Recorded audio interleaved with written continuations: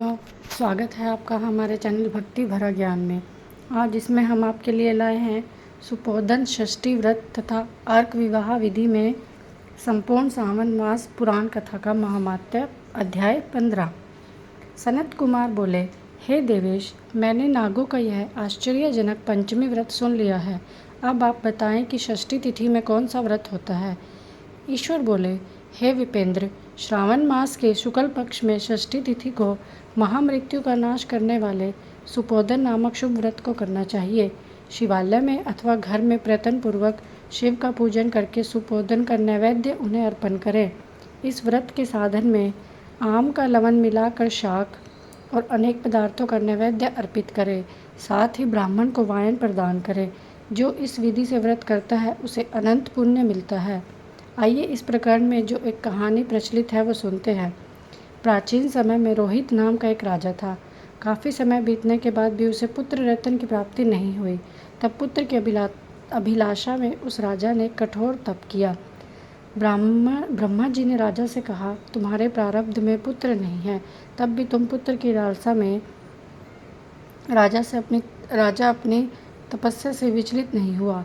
इसके बाद राजा तपस्या करते करते संकटग्रस्त हो गए। तब ब्रह्मा जी पुनः प्रकट हुए और कहने लगे, मैंने आपको पुत्र का वर तो दे दिया, लेकिन यह पुत्र अल्पायु होगा। तब राजा तथा उनकी पत्नी ने विचार किया, इससे रानी का बांझपन तो दूर हो जाएगा, संतानहीनता की निंदा भी नहीं होगी। कुछ समय बीत जाने के बाद ब्रह्मा जी के वरदान से उन्हें पुत्र की प्राप्ति हुई। राजा ने विधि पूर्वक उसके जात कर्म संस्कार किए। दक्षिणा नाम वाली रानी व राजा ने अपने पुत्र का नाम शिवदत्त रखा। उचित समय आने पर भयभीत चित्त वाले राजा ने पुत्र का यज्ञोपित संस्कार किया, किंतु राजा ने उसकी मृत्यु की भय से उसका विवाह नहीं किया। तदंतर 16वें साल में उसका पुत्र शिवदत्त मृत्यु को प्राप्त हो गया। ब्रह्मचारी की मृत्यु का स्मरण करते हुए राजा को बहुत चिंता होने लगी।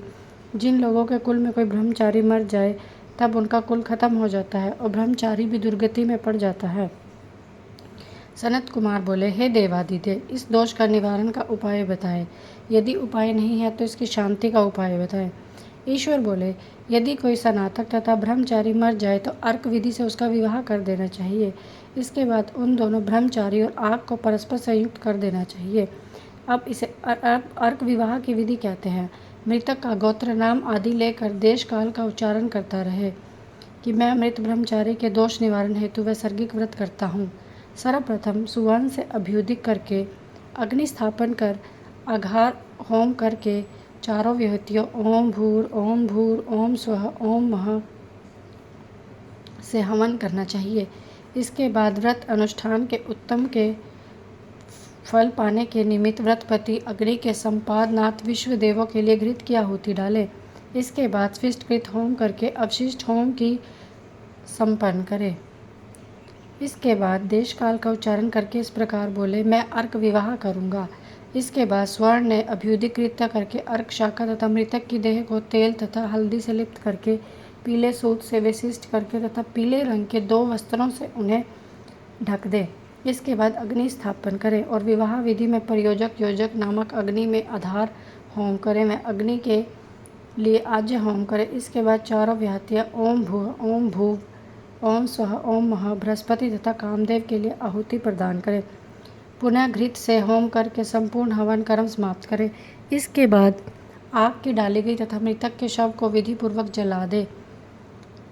मृतक तथा मियमान के निमित्त 6 वर्ष तक इस व्रत का अनुष्ठान करना चाहिए। इस अवसर पर 30 ब्रह्मचारियों को नवीन कौपिन वस्त्र दान करने चाहिए। ईश्वर बोले, ब्राह्मणों से यह सुनकर राजा के मन में विचार किया कि अर्क विवाह तो मुझे गौण प्रतीत होता है, मुख्य नहीं, क्योंकि कोई भी मरे हुए व्यक्ति को अपनी कन्या नहीं देता है। मैं राजा हूँ, अतः मैं उस व्यक्ति को अनेक रत्न और धन दूंगा जो कोई भी इसकी वधू के रूप में अपनी कन्या देगा। उस नगर में एक ब्राह्मण था। उस समय वह किसी दूसरे नगर में गया हुआ था। उसकी एक पुत्री थी जिसकी माता की मृत्यु पहले हो चुकी थी। ब्राह्मण की दूसरी पत्नी भी थी। ब्राह्मण की पुत्री के प्रति बुरे विचार रखती थी।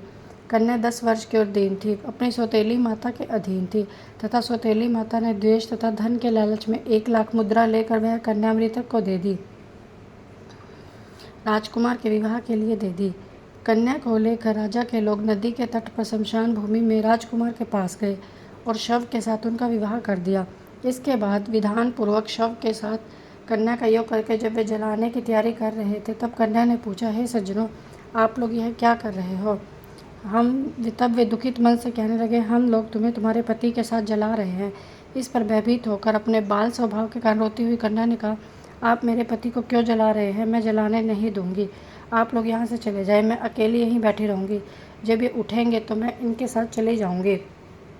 उसका हठ देखकर दया के कारण दीन चित्त वाले भाग्यवादी विचन कहने लगे, अहो, होनहार भी क्या होता है, उसे कोई भी जान नहीं सकता। दीनों की रक्षा करने वाले भगवान न जाने क्या कर दें। सौतन की पुत्री का भाव रखने वाली सौतेली माँ ने कन्या को बेचा। संभवतः भगवान इसके रक्षक हो जाए। हम लोग उस कन्या को व शव को नहीं जला सकते। सभी को अच्छा लगे, हम लोगों को यहाँ से चले जाना चाहिए। बाल स्वभाव के कारण यह सब क्या है, इसे ना जानती हुई वह व्याकुल कन्या शिव तथा पार्वती का स्मरण करने लगी। उस कन्या के स्मरण को सब कुछ जानने वाले दया से पूर्ण हृदय वाले शिव पार्वती जी आ गए। नंदी पर विराजमान हो उन्होंने शिव पार्वती को देखकर देवों को ना जानते उस कन्या ने पृथ्वी पर दंड की भांति प्रणाम किया और आश्वासन प्राप्त हुआ कि पति से तुम्हारे मिलने का समय आ गया है। कन्या ने कहा, मेरे पति जीवित नहीं हैं। शिव पार्वती ने कहा, तुम्हारी माता ने सुपोधन नामक व्रत किया था, उस व्रत का संकल्प करके तुम अपने पति को प्रदान करो। तुम कहो, मेरी माता के द्वारा जो सुपोधन नामक व्रत किया गया है उसके प्रभाव से मेरा पति जीवित हो जाए। तत्पश्चात शिवदत्त जीवित खड़ा हो गया। उस कन्या को व्रत का उपदेश देकर शिव तथा पार्वती चले गए। तब शिवदत्त ने उस कन्या से पूछा, तुम कौन हो? मैं यहाँ कैसे आया? तब कन्या ने सारी बात बताई और रात हो गई। प्रातः होने पर नदी के तट पर लोगों ने राजा को वापस आकर कहा कि हे राजन, आपको पुत्र व पुत्र वधू नदी के तट पर स्थित है। राजा बहुत खुश हुआ। वह वेदी बजवाते हुए नदी के तट पर गया। सब लोग राजा की प्रशंसा करने लगे। हे राजन, मृत्यु के घर गया हुआ आपका पुत्र पुनः लौट आया है। इस पर पुत्र वधू की प्रशंसा करने लगा। कहने लगे और बोले, लोग मेरी प्रशंसा क्यों कर रहे हैं? प्रशंसा के योग्य तो वह वधू है। मैं तो भाग्यहीन अक्षम हूँ। धन्य और सौभाग्यशाली तो मेरी पुत्र वधू है, जिसकी वजह से मेरा पुत्र जीवित हुआ है। इस प्रकार अपने पुत्र वधू की प्रशंसा करके राजा ने दान तथा सम्मान में श्रेष्ठ ब्राह्मणों का पूजन किया। गांव से बाहर ले जाए गए मृत व्यक्ति के पुनः ग्राम में प्रवेश करवाने संबंधित शांति की विधि को ब्राह्मणों के निर्देश पर विधि पूर्वक संपन्न किया। इस प्रकार मैंने आपसे यह सुपोधन नामक व्रत कहा है, इसे 5 वर्ष तक करने के अनंतर उद्यापन करना चाहिए। शिव तथा पार्वती की प्रतिमा का प्रतिदिन पूजन करना चाहिए। प्रातःकाल आम के पत्तों के साथ होम करना चाहिए। साथ ही नैवेद्य अर्पित करना चाहिए।